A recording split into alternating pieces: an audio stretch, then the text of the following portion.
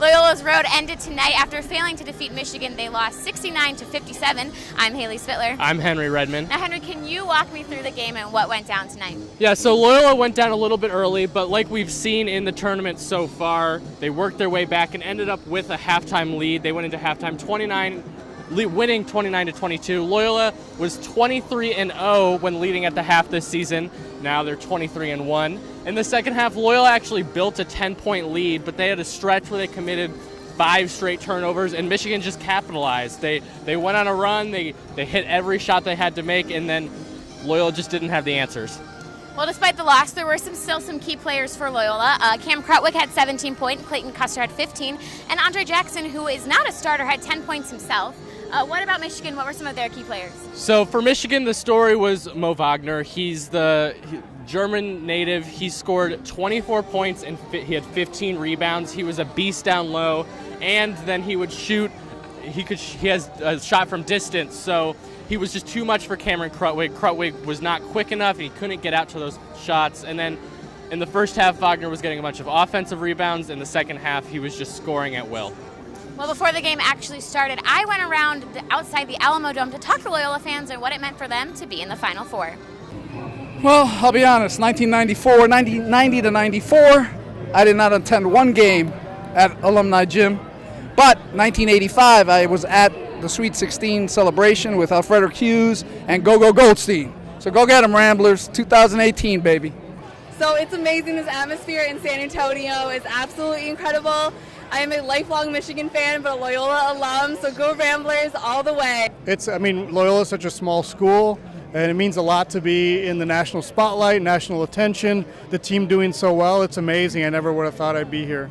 I'm going to say Loyola beats Michigan by 3 at the buzzer, and I'm going to say they play Villanova for the championship. I think it's going to be 69 Loyola, 67 Michigan. It's easy to tell that Loyola fans love being here, and they all seem to think that Loyola's going to pull out the win tonight, but we'll have to wait and see. For the Rambler Sports Locker, I'm Hayley Spitler. Well, in the end, like we said before, Loyola did not pull off the win. They lost to Michigan, but they still had a very impressive season. Henry, can you walk me through that? Yeah, the team went 32-6 this year, which is a program record, even better than the 1963 national champion team. I don't think the team ever imagined that they'd be making it to the Final Four, so this is overall a successful season in pretty much every way. In addition to just the success that the wins have brought, they've also had such national coverage being in this tournament. I mean, I talked to a fan today who had never even heard of them before the University of Miami game, and now he has gear on. He's cheering for them. He loves the Cinderella story. We were on Good Morning America. Sister Jean has gotten huge international celebrity. It'll be really interesting to see, who shows up to Gentile next season. Our last game was definitely a sellout this year, but perhaps all the games next year can be sellouts, and maybe we'll make it back here to the Final Four next year. The future of the program's definitely bright. Freshman Cameron Krutwig talked about the future and what they can do in the coming years in the locker room post-game.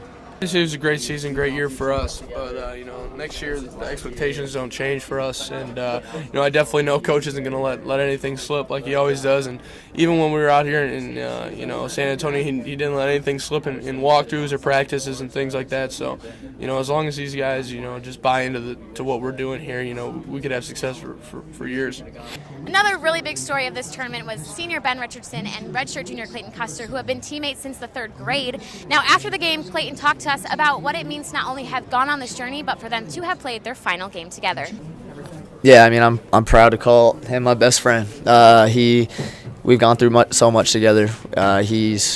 We've gone through things off the court. We've gone through things on the court. We've gone through so much adversity together, and I'm just so sad for him that his college career is over. I love the dude, and he's going to be okay. He's going to be a very successful person in this world, and he cares so much about this university and this team, and it was just sad to see him after the game. Post-game, Loyola head coach Porter Moser said he was proud of his team, and the team is obviously upset, but Moser said the more you invest in something, the harder it is when it ends. So even though the team is hurting right now, they're proud of what they were able to accomplish. Yeah, and in the Michigan's press conference, head coach Beeline talked about how he doesn't like using the term Cinderella when it comes to a team like Loyola. He says that really takes away from how hard they've worked and that they deserve to be here, and he doesn't like people who say that they don't. And forward Mo Wagner had very similar sentiments, that this was a tough team to defeat, that they have all the respect in the world for them, and that they have earned their place here in the Final Four.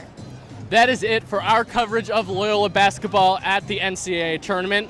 For the Rambler Sports Locker, I'm Henry Redman. And I'm Hayley Spitler. We'll see you back in studio next Thursday.